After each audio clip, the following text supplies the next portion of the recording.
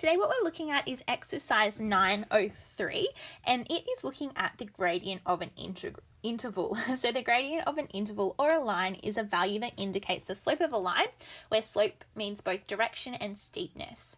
So for question 1, we want to state whether each interval below has a positive or negative gradient. So if a line is moving from the left to the right, we can observe that a negative gradient is moving down and a positive gradient is moving up. So this first one here, 1A, is moving up from left to right. So because it is moving up, it means that it is positive. For 1C, we have that moving from left to right, this gradient is going down. So because the line is going down, the gradient is negative.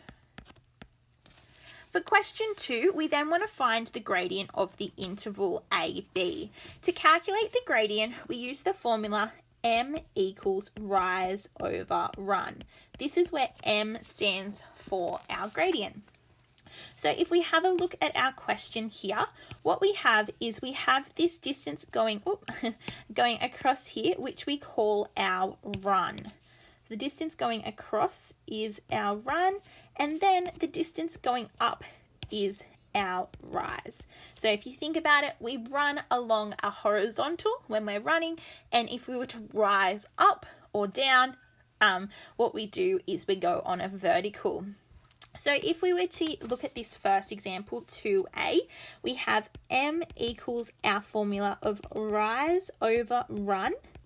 And this is where m equals our rise, in this case, is 3 over our run of 3. Now we can simplify this fraction. So 3 over 3 gives us an answer of 1. So our gradient is 1. If we have a little look at D, what we have is we still have our run and our rise, but something that we should be able to notice is from moving left to right along our line is that it is going in a downwards motion. So because it's going in a downwards motion, this means that our gradient must be negative. So when we do this, what we're going to do is we are going to make our rise as a negative.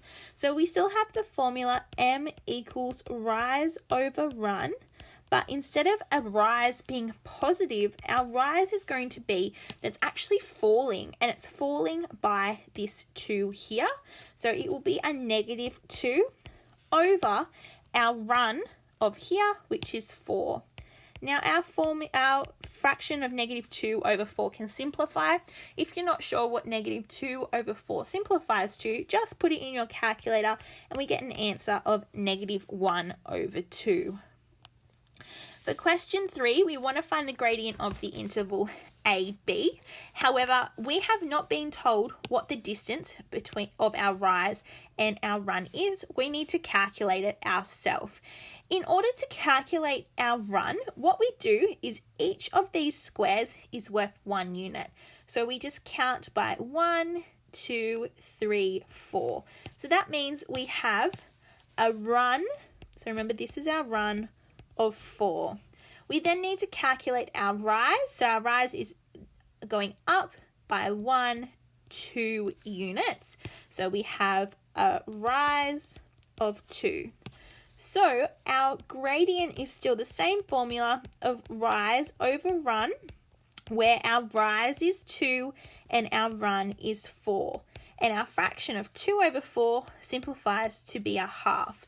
Now it's important to check that you have done it correctly, and a way I like to check is to make sure that I have that this is a positive gradient, so this should be positive based on the fact that moving from left to